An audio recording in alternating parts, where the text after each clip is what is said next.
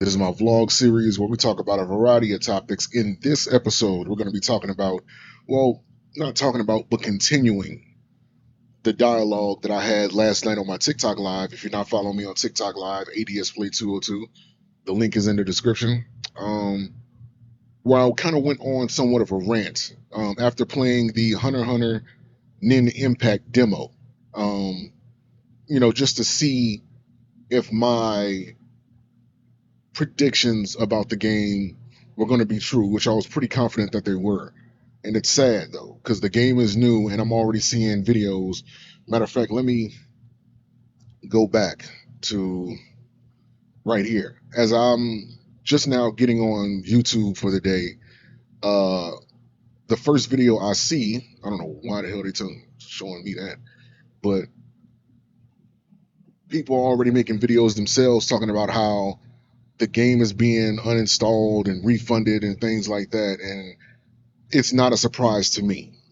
For the past, I even want to say, if you've seen my latest rant video, again, the video I posted yesterday, I predicted the fall of fighting games in 2018, and I did. Um, I talked about one button combos. If you don't know what I'm talking about, this is a video I made April 16, 2018, and I played a snippet of it. Mind you, this video is like 30 minutes long. And again, for the people that's going to watch it, understand that I wasn't as comfortable in front of the camera. So so me talking in front of the camera is kind of like I'm repeating myself a lot. So, because I'm nervous. But the fact of the matter is, I kind of spoke on things that I kind of talked about, even as recent as last year, where it seems where fighting games, these companies, they aren't making fighting games for people that play fighting games. They're making fighting games for people who don't know how to play fighting games, but they're selling it to, or rather they're marketing it towards people who play fighting games. I know that sounded like a lot. Let me just make it simpler. They're basically making fighting games for people who don't know how to play fighting games, but they're pushing it to people that actually do play fighting games. The disconnect is that people who want to play, well, let me say arena fighters or anime arena fighters, right? They're marketing anime arena fighters to the wrong crowd. And this is the reason why it's flopping. I've said many times before, Naruto Ultimate Ninja Storm was the best anime arena fighter that uh that we had, or anime fighting game, anime arena fighter or whatever. That's the best one. Um it wasn't the first, technically it wasn't the first one. The first arena fighter, the first anime arena fighter technically was Dragon Ball Z Budokai Tenkaichi. That was the first anime arena fighter. But back then that phrase anime arena fighter wasn't coined yet. That didn't happen until the Naruto Ultimate Ninja Storm game. So technically, if you want to be technical, Naruto Ultimate Ninja Storm is the first anime arena fighter. So, but that game did something that every anime arena fighter after that didn't try to do. When they made Naruto Ultimate Ninja Storm, they made sure to market the game towards fans of the anime itself. They weren't trying to cross it with traditional fighting games such as, Street Fighter, Mortal Kombat, Tekken, and what have you. They weren't trying to push that. They weren't trying to push an anime game on people who play traditional fighting games, right? So because that, there was no confusion in a game like Naruto Ultimate Ninja Storm. It could thrive. It could grow with the audience that it was meant to grow with. And because of that, you still see side tournaments for the game. You still see, uh, local tournaments for it. Even though it's an older game, people still have tournaments for it and things like that nature. It even outlasted other anime arena fighters that came after it, because these companies are still trying to capture this lightning in a bottle that Ultimate Ninja Storm had, but they keep messing up They keep messing up. You cannot market anime arena fighters to people who play traditional fighting games because both of those communities want different things.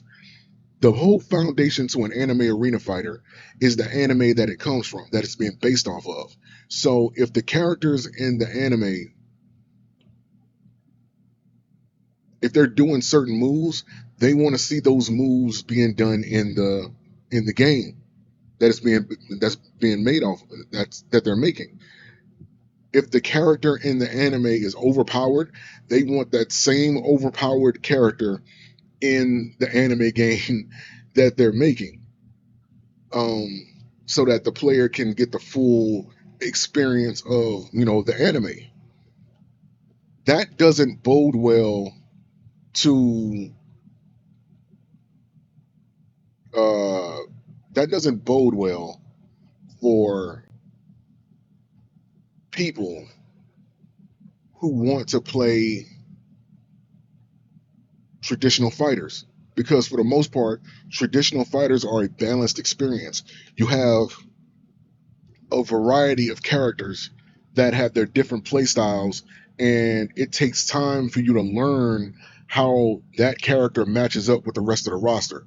And it takes and it's an investment. It's an investment of your time, and an investment of your money, an investment of your resources, your electricity. Like it's going to take time for you to learn these characters. Now, some people can pick up on it faster than others because of having years of experience with the franchise already. They grew up on it, but ultimately, you want a balanced experience to where if you put the time and effort in and you learn your character, you want that to pay off in the match that you're playing. The thing that anime arena fighters fail to do, or the companies that make anime arena fighters, they fail to do, is that they don't appeal to that element of fighting games. A real good example, when you look at anime arena fighters such as One Punch Man and Hero Nobody Knows, right? Saitama, or Kate Baldy as he's known as in One Punch Man, he is an overpowered character in that anime. He's so overpowered that he literally one punches everything. Like, he defeats everything in one punch. That's how strong he is. That's the gimmick. If you're going to put a character like that in a fighting game, you have to understand the mentality of the community that you're pushing this towards, or rather, the ones who's actually going to play the game. People online don't want to learn nothing. They want to have the cheapest when it comes to fighting games or anime arena fighters. People want to be as cheesy and trollish as possible. You have that group of people. Of course, you have the people that actually want to learn the game and try to, improve themselves and try to be as good as they can be. But when you take that element out of it and you just allow people to be cheesy and that goes unpunished, or that goes unnoticed, you're going to get a bunch of people using the same overpowered character, and this it's going to breed an environment. Appreciate it, Simple. It's going to breed an environment where people are not going to be happy. They're going to get tired. They're going to get worn out from the game, and then the player base is going to fall off. It's going to be hot for like 1 month if you're lucky, 1 or 2 months at best, and then it's just going to fall off, and it's going to be nothing. Take a look at Dragon Ball Sparkle and Zero. People who were excited for Dragon Ball Sparkle and Zero, they were waiting on this game since Budokai Tenkaichi 3. We didn't count Xenoverse 1 and Xenoverse 2. We didn't even count those games. We was looking at Dragon Ball Sparkling Zero as the fourth installment to Dragon Ball Budokai Tenkaichi. From the PlayStation to the PlayStation 3, we were, you know, the PlayStation 2, excuse me, we were looking forward to this game for decades. Like what? Matter of fact, I could be, or for a decade at least, or almost nearly a decade. I can't remember when Tenkaichi 3 came out, but I know we were waiting years. Some people aren't even here anymore that were waiting. People pass away and things like that. Not to get too deep into that, but we were waiting for a fourth installment to Budokai Tenkaichi, and we got it. The thing is, when we got it, they created an environment already from previous anime arena fighters that it's okay to spam, it's okay to do all this cheap stuff without consequence or without any drawbacks. So you just breed an environment of people who just spamming the same moves over and over again.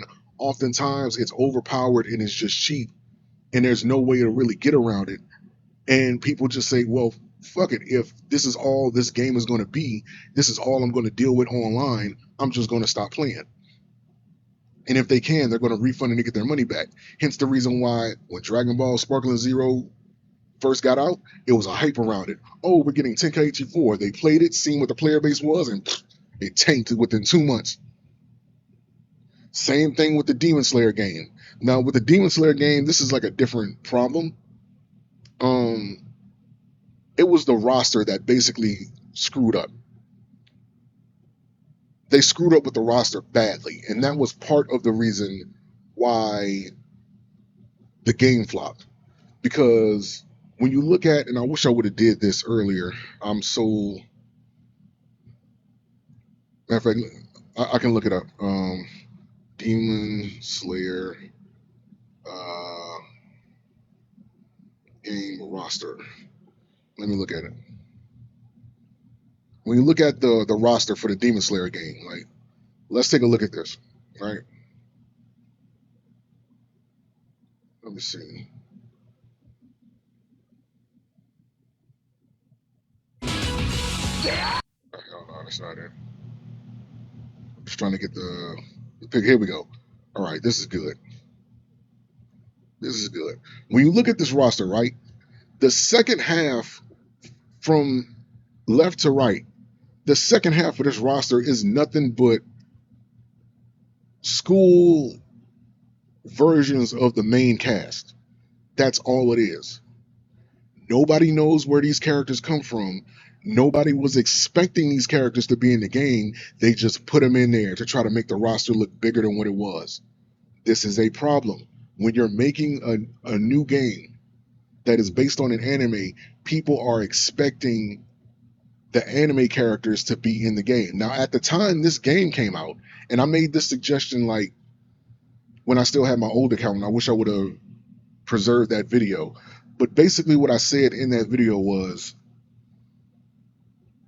what they should have did, because at the time that this came out, I think the Mugen Train was like the only movie that they had out for it. And matter of fact, I don't even think they did like the Swordsman Village arc or the Swordsmith's Village arc. I don't even think they did it yet.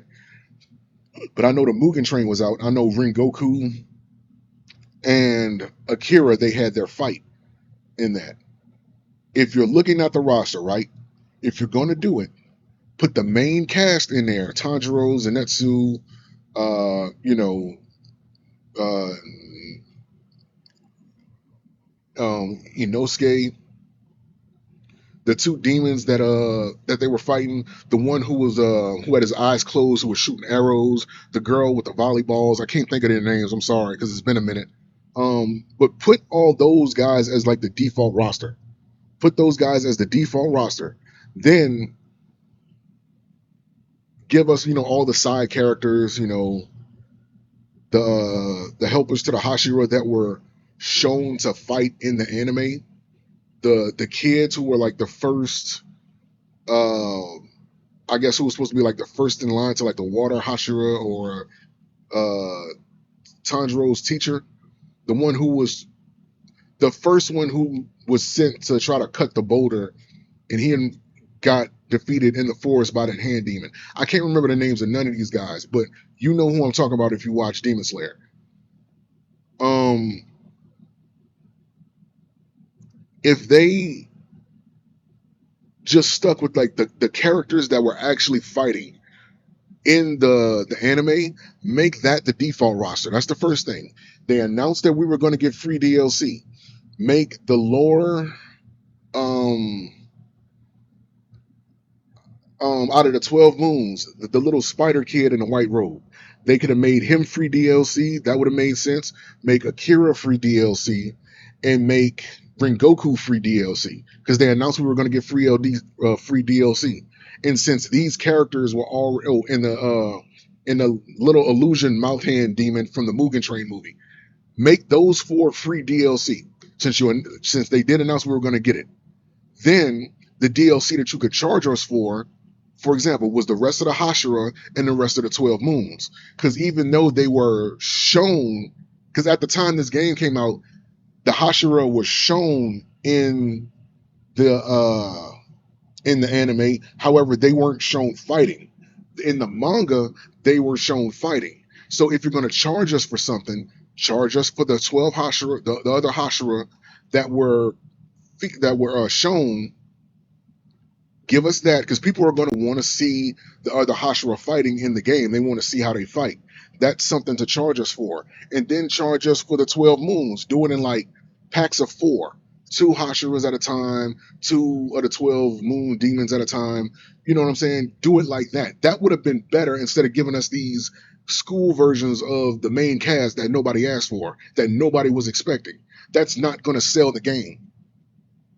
People want to play the characters from the actual anime, from the manga. They could have did it like that, and it would have been a better experience for the people buying the game. So they failed on that note. It was another game. I think I got to be careful. Kill la Kill video game. Kill la Kill video game. This is the video game right here. It didn't last long whatsoever. Because the game died before the game even got released. It was so bad that when it came out, it literally died the same day. Nobody played it. What else was it? I already mentioned One Punch Man, Jump Force. Now this one was super disappointing because this is coming off the back of like J-Stars Victory Plus and Shonen Jump All Stars from like the Nintendo DS or something like that. I can't remember the name of that game, but it's coming off the backs of those games back when the only way for you to play them was to do a Japanese import. You had to go to certain websites in order to get imports of those games to even play that. This is before they brought J-Stars Victory to the West. So the fact that we were actually getting a Jump battle royale arena fighter style game, it was a lot of hype around it because this is the first time many people in the United States seen a crossover arena fighter with all of their favorite anime characters. The split second they decided that they were not going to do any patches to fix the broken loops and the overpowered loops in this game, it died because the game was already spammable already. But the moment people found like that Yu-Gi-Oh or that Yu-Gi-Moto Swords of Revealing Light spam loop, that's all people went for, and the developers, they just stopped supporting the game. There was no tournaments for it, there was no patches for it, and the player base fell off. And I think out of all of the arena fighters that came after Ultimate Ninja Storm, this one had the best chance to be something, and the developers just gave up on it. And there's plenty more. It's plenty more of them. So when I wake up in the morning and I see damn, the video went away. Impact refund right here. When I go to YouTube, and this was on my For You page, on my recommended, when I see this, and I just made a video yesterday talking about why this game is bad. It's not surprising. They keep doing this cheap cash in BS and expecting, it's like they're just throwing whatever at a wall and just hoping that it sticks. And it hasn't stuck for, when did Ultimate Ninja Storm come out? Let me see.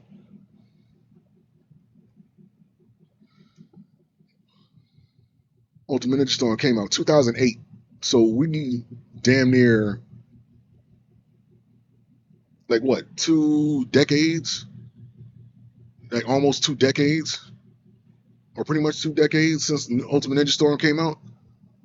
And they haven't been able to recreate the magic that this game had because they're marketing it to the wrong people. And even then, the ones that they do market toward the correct crowd, the anime crowd, such as such as Jump Force, they don't patch it, they don't support it, so it ends up failing. And that's what we get with Nin Impact. Now, supposedly, let me see if I can pull up the roster for Nin Impact.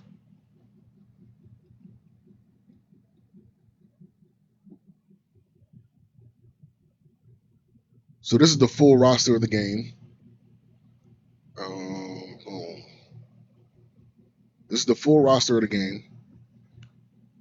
I doubt these are the actual um, thumbnails for the characters, but this is pretty much the roster for the game, or rather the default roster. Now the roster is pretty small. No, I'm saying Jump Force was pretty good, but they failed at keeping up with it because they decided not to patch the game. They decided not to support the game. The company decided not to support the game. They stopped producing DLC. They stopped supporting the game. And when people were doing the broken Yu-Gi-Oh! Swords of Revealing Light loop, like for the people that played that game, they know what I'm talking about when I say like the broken loop where people was just spamming Swords of Revealing Light over and over again, and they would keep getting like this continuous stun on people, and like people couldn't do anything about it. So it was like a cheap way for people to troll and get like a cheap win. The company never patched it. People stopped playing it. The game fell off. So it's like, but yeah, but back to the roster. Um, it was actually exposed. I don't know why the hell. Let me see.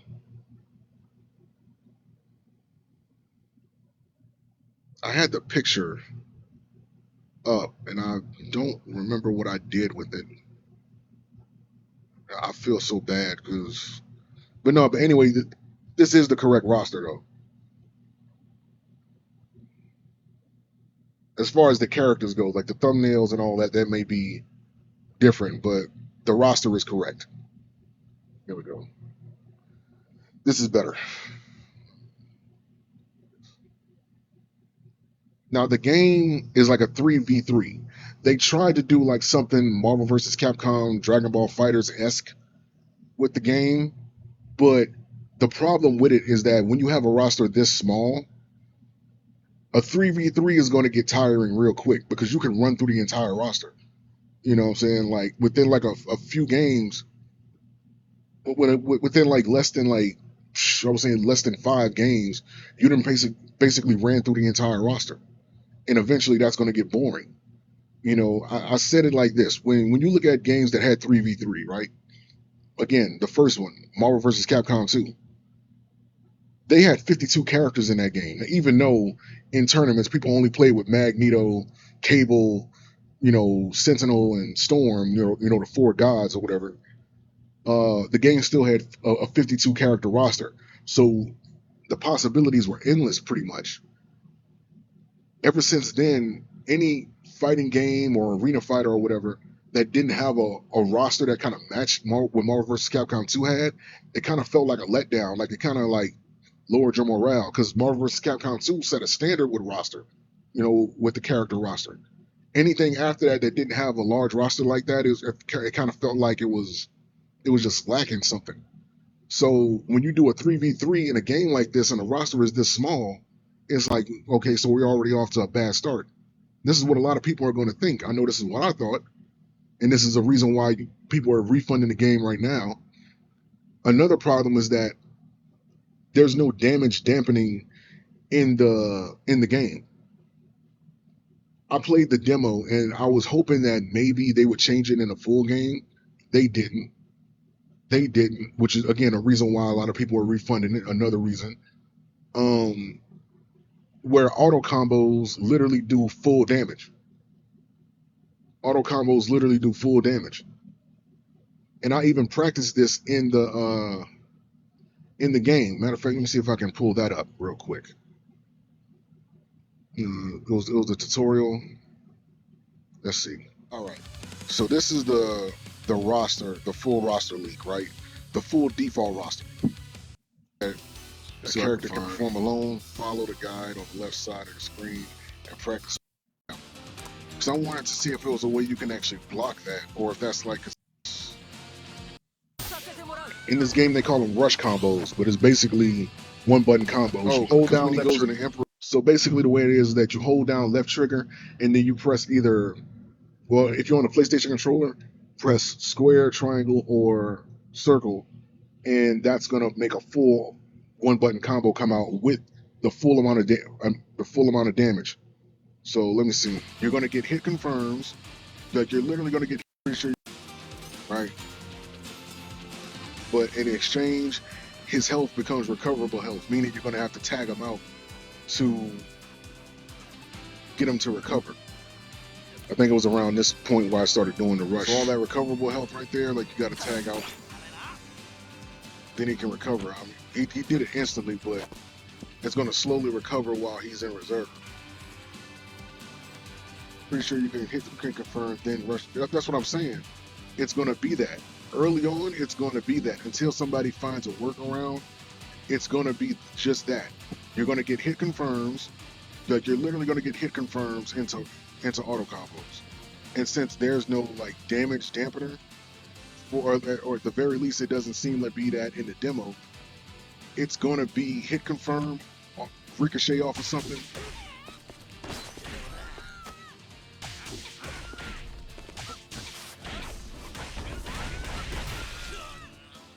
That.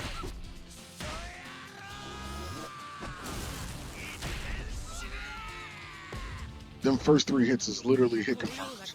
Just manual hit confirms, and that last little bit was an auto combo. That's going to be... They didn't think it through, bro. They did not.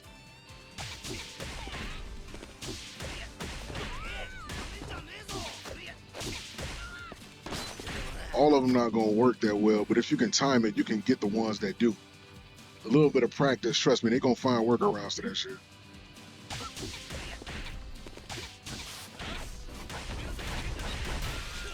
Like, look at that. That's an auto combo right there. That's when I did the launch, that was the end of my manual combos, and everything else after that was. Look at that right there. That's a lot of damage for an auto combo. That's a lot of damage for an auto combo. That's like one button combos right there. That's what you get. That's what you should get if you practice the game like a traditional fighting game and you learn the inputs, timing, things of that nature. You don't even get a chance to do that because they just handheld you and just say, hey, this one button is going to do all this damage for you, what it is for you to learn.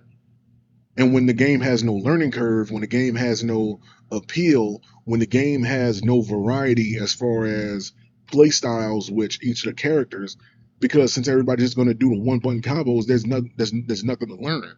Just jump right in the game, one button your way to a victory. Because again, look at how much damage that auto combo did. That's an insane amount of damage for any easy type of combo. When you look at games like Street Fighter 6, right? When you look at games like Dragon Ball FighterZ, they punish people for using auto combos.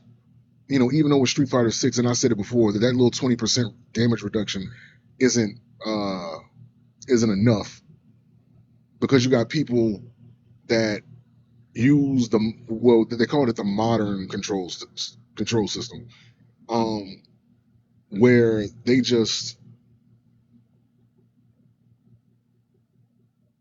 pick characters with powerful specials like Zangief, and they can just push a direction, hit the special button that they make it in the modern controls, and just spam like spinning power driver.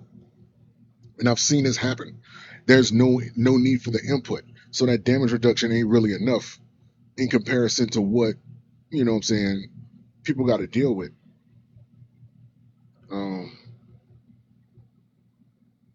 The thing that makes it appealing to play fighting games, is the time and effort people take to get their moves right, to practice, to find combos and things of that nature. The appeal is when you see somebody at a tournament and they're doing things that the average person can't do. It's appealing. And for the people that actually want to take fighting games seriously, they're going to want to do that. They're going to practice just like that. That whole culture is completely gone when you put one button combos in the game. Because yeah, you're going to have the anime fans who are going to play the game. They're not going to support it in the long run. They're just not. They're not fighting game players. They're going to pick the game up, play it for like a month, talk shit to each other, and then that's going to be it. They're not going to support the game in the long run. They never do. So many games have failed because of that very reason. So you can't keep marketing. First off, you can't keep making these games with these half-ass rosters in this one-button combo system and expect people to be happy with it. That's not feasible. It's just not feasible. It's not anything that is going to help you in the long run. These companies are so focused on getting the quick buck, the quick upfront dollar, and they're not looking at the long-term longevity. Uh, they're not looking at the longevity of the game. They're not looking at tournaments that can expand or that can extend the lifespan of the game for the next 5 to 6 years. You know what I'm saying? Even when you look at a terrible game uh like Scrub Fighter Five, well, um, Street Fighter Five. I call it Scrub Fighter Five because we all know why. But that game had a longer lifespan than what it should have. That game shouldn't have lasted no longer than like 2 years at the most. But because of the tournament scene and things like that, that game lasted, damn near a whole decade, if not a decade. Um,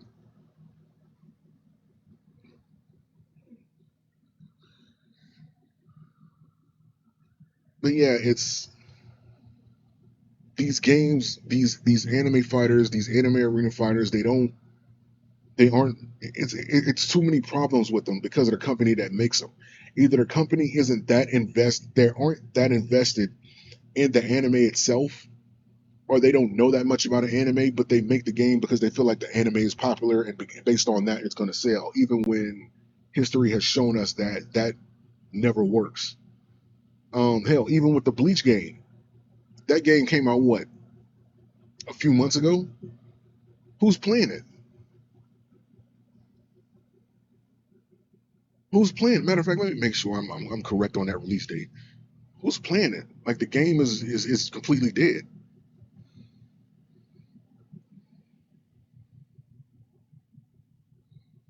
Like Bleach Rebirth of Souls. Like let me see, release date March 21st. This literally came out this year, and before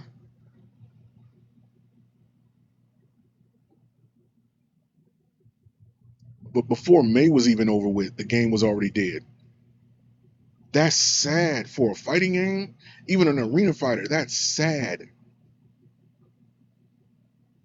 because the way the company is going to see it, they made all this upfront money, so assuming that a bunch of people bought it. I don't know what the sales were for it. I know I didn't buy it because I knew it was going to be trash, but they got this upfront money, and then they said, "Oh, we're going to do this DLC later on down the line." But history has shown us with Marvel vs. Capcom Infinite, with the Demon Slayer arena fighter, hell, even with the One Punch Man, a hero nobody knows arena fighter, and Jump Force, DLC is not guaranteed to come out if the support for the game is not there.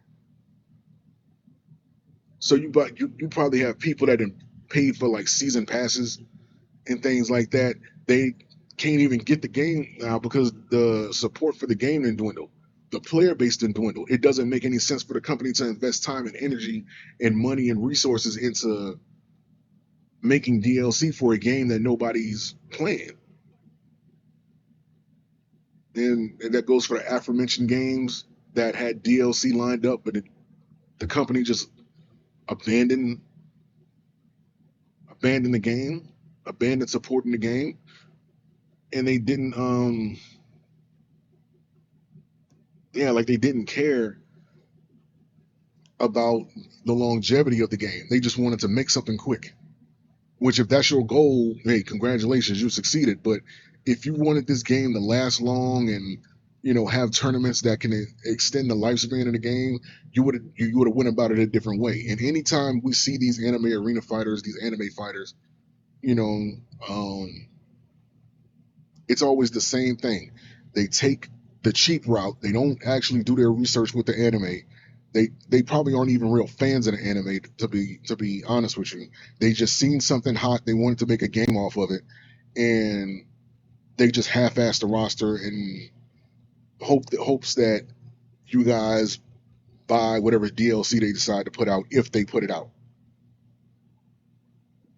You know, and it doesn't help they try to do pre-order bonuses, but the pre-order bonuses was just early access to certain skin colors and costume colors in the game. That's literally what the DLC for Hunter x Hunter was. Let's see, so I can find it.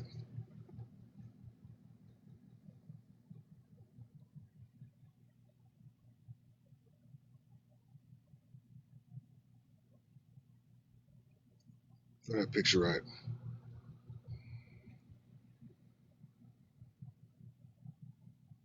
Standard edition.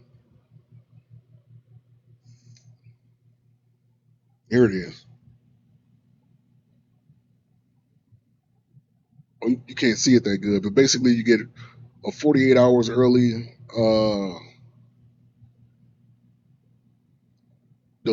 You get to access the game 48 hours early, and depending on the platform that you bought it on, be it PlayStation 5, um, Steam, or Nintendo Switch, you gain access to like a certain color earlier, a certain color of one of the characters. Like Gon, he got like a purple color scheme. Hisoka, he got like a green and red color scheme, and Kahlua, I think he got like here it is, boom, right here. This is what I was saying. Passed it right up. This is the pre-order bonus. So they really didn't think this shit through. Because who the hell wants a color scheme? Isn't a real pre-order bonus. With pre-order bonuses, they give you main thing they give you is like characters, in-game currency. Maybe you can buy other characters to gain access to them earlier. No, you get color schemes that you can unlock in the game, but they're going to give you access to the color scheme. Like they did not think this through at all. This is not a selling point for a game.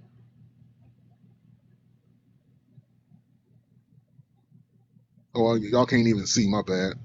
Um, did I shrink this? No, I didn't. Hold on, I got you. I'm so stupid.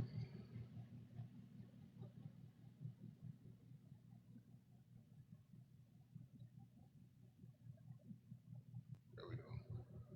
I think this. There we go. There we go. I'm so sorry. But yeah, but this is not a selling point for the game.